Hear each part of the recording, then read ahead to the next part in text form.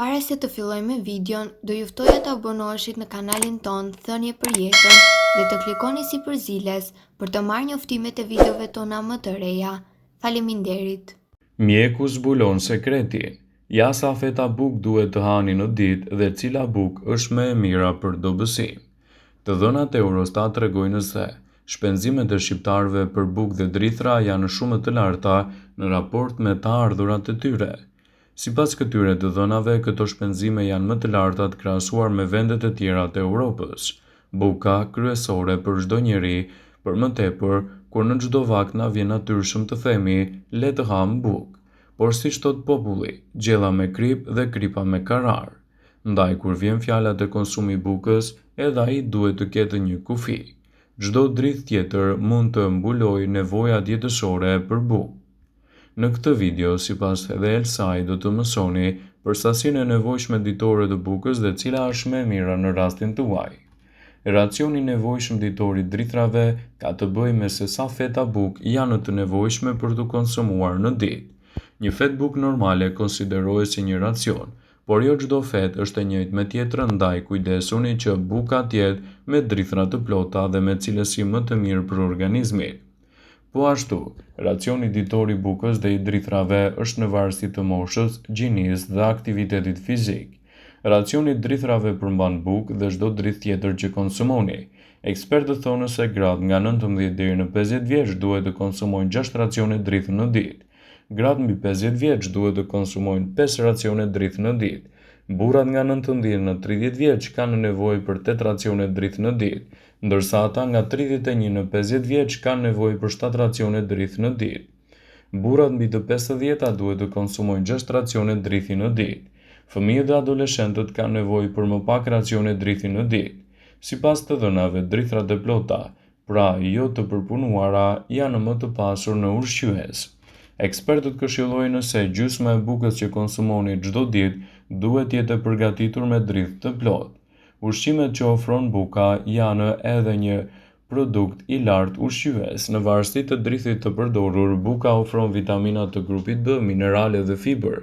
Vitaminat B rregullojnë metabolizmin dhe ndihmojnë në sistemin nervor.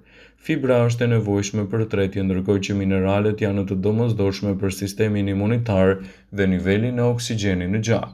Ekspertët këshillojnë konsumin e bukës si një nga zgjidhjet më të mira ushqyese, por gjithmonë brenda sasive të lejuara ditore, të cilat do t'japin rezultate të larta pozitive në dobi të shëndetit.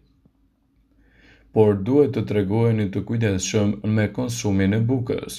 Ka edhe nga ata persona që bukën e konsumojnë me makarona, me shalqin ose me produkte të tjera, por reduktimi i konsumit të saj mund të sjellë përfitime për organizmin tuaj. Një ndër to është edhe rënja me lehtë të peshës. Buka është e pasur me karbohidrate dhe kur e teproni me konsumin e saj është e sigurt që do të shtoni në peshë. Trupi ruan karbohidrate në formën e glikogjenit dhe ndodh për shkak të këtyre karbohidrateve trupi të mbajë ujë. Çdo gram karbohidrati në trup bën që trupi të mbledh 3 deri në 4 herë më shumë ujë. Prandaj, nëse shmangni konsumin e bukës, një nga përfitimet që do të merrni është rënja në peshë. Nuk do të ndjeni vazhdimisht të uritur. Buka e bardhë është plot me karbohidrate të përpunuara, gjë e cila çon në rritjen e papritur të sheqerit në gjak, që më pas bie. Këto ndryshime të papritura bëjnë që truri të dërgojë sinjale të shpejta dhe të paqarta mbi nevojën për ushqim ose për atë që ndjen edhe në uri. Do ju rritet energjia dhe do të përmirësohet tretja. Buka e bardhë nuk përmban fibër të favorshme që ndikon në funksione normale të zorrës dhe të tretjes. Shpesh konsumi i bukës së bardhë mund të shkaktojë kapsllëk dhe probleme me tretjen. Kjo nuk do të thotë se buka duhet të eliminohet fare si ushqim, por duhet të konsumohet në sasi të pakta dhe mundohuni ta zvendësoni atë me drithra të shëndetshme të cilat do të ndihmojnë pozitivisht edhe në rregullimin e luhatjeve të sheqerit në gjak. Buka mund të jetë me përfitime të shëndetshme për organizmin.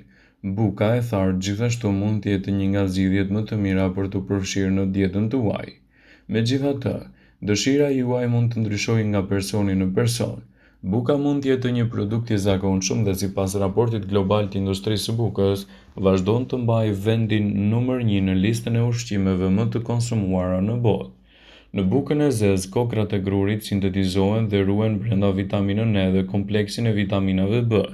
Vitaminat e grupit B në intereksin e enzimave të ndryshme marrin pjesë në shumë reaksione që zhvillohen në qeliza sikurse është metabolizimi i mikrosubstancave ushqyese, sinteza e neurotransmetorëve, prodhimi i energjisë e të tjera.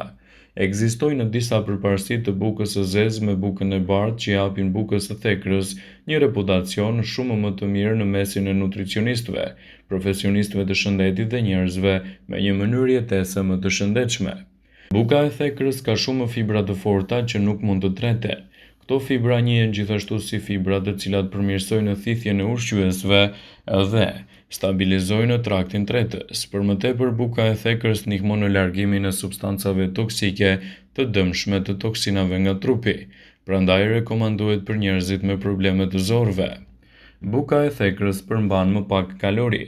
Sa më e zezë buka, aq më shumë mjet thekre përmban, dhe në përputhje me thekrën me pak kalori, pra, për 100 gram bukë thekre ka 174 kalori, për dallim nga buka e bardhë 100 gram prej të cilave përmbajnë 250 kalori. Prandaj të gjithë ata që duan të humbasin në peshë, këshillohet të zëvendësojnë bukën e bardhë me bukën e thekrës ose me bukë të zezë. Sigurisht, ky nuk është një produkt me kalori të ulta, por ende konsiderohet si një nga dietat më të mira për të shtuar në dietën tuaj për të ndjerë i ngopur dhe për të përmirësuar gjithashtu perimetrin e belit. Buka e thekrës përmban më shumë aminoacide dhe vitamina esenciale për organizmin. Një kokër thekre paraprakisht nuk ndryshon nga përmbajtja dhe vetitë e dobishme të mjedit të grurit, nga i cili është bërë edhe homologu i tij i bardhë. Sidoqoftë, thekra është shumë rezistente ndaj proceseve të përpunimit sesa kokrat e grurit, prandaj ruaj në përbërës shumë të dobishëm. Ajo është efektive për anemin dhe për grashtat zana. Buka e thekrës është e pasur me mikronutrientë si magnez dhe ekur, të cilët stimulojnë formimin e qelizave të gjakut dhe kontribuojnë në formimin e duhur të fetusit. Buka e zezë gjithashtu ngre hemoglobinën në nivele të kërkuara. Ajo ka efekte të mira parandaluese kundër problemeve të rënda. Me konsumin e rregullt të bukës së thekrës, rreziku i formimit të problemeve të dëmshme në zorë zvogëlohet. Gjithashtu, buka e thekrës do t'jap përfitime të mira për shëndetin, të cilat do të jenë edhe një zgjidhje shumë e mirë edhe kundër luhatjeve të sheqerit. Në një studim, njerëzit që konsumonin shpesh drithra duke përfshirë bukën integrale, kishin shkallën më të ulët të diabetit të tipit 2 se ata që nuk i konsumonin. Nëse doni një zemër të shëndetshme, zgjidhni bukën që ju përshtatet më shumë. Studimet tregojnë se konsumimi mund të zvogëlojë rrezikun e sëmundjeve në zemër. Bëhet fjala për bukën e thekrës, e cila është një nga zgjidhjet më të mira ushqyese për t'u përfshirë vazhdimisht në dietat tuaja. Buka e thekrës do t'jap përfitime të mira për organizmin dhe ekspertët vazhdimisht këshillojnë edhe atë si një zgjidhje produktive për shëndetin. Receta e bukës së mistrit gjithashtu mund të jetë një ndihmë pozitive në mbrojtjen e organizmit. Mistri është një burim i energjisë sepse përmban vitaminat B të domosdoshme për njeriu. Në vendin tonë një përdorim të veçantë ka zënë buka e mistrit dhe gjithmonë rekomandohet për njerëzit që vuajnë nga hipertensioni. Rezultate më të mira jep nëse konsumohet me kos, i cili duhet të ketë sa më pak yndyrë. Ndonjëherë harrojmë se sa e teprojmë me konsumin e bukës. Njerëzit që janë intolerantë ndaj glutenit ose vuajnë nga sëmundje celiake por nuk janë të vetëdijshëm për këtë, shpesh ndihen të fryrë. Ato gjithashtu mund të kenë probleme për të shkuar në tualet sepse zorët e tyre janë të bllokuara. Mund të mos jeni intolerant ndaj glutenit, por keni ndjeshmëri të lartë kur konsumoni bukë gruri dhe drithra të tjera. Dhe sigurohuni që të konsumoni atë që ju përshtatet më shumë edhe në bazë të organizmit tuaj. Vëmendje. Ju bëjmë me dije se informacionet në këtë video kanë për qëllim që të plotësojnë, të mos zëvendësojnë këshillat e mjekut tuaj ose të ofruesit të kujdesit tuaj shëndetësor, dhe nuk kanë për qëllim që të mbulojnë të gjitha përdorimet e mundshme, masat paraprake, ndërveprimet ose dhe efektet e tyre negative për shëndetin tuaj. Pasi ta dëgjonit këtë video, do ju ftoja t'i bënit like dhe ta shpërndanit atë në profilin tuaj në mënyrë që të informohen edhe miqtë e tu.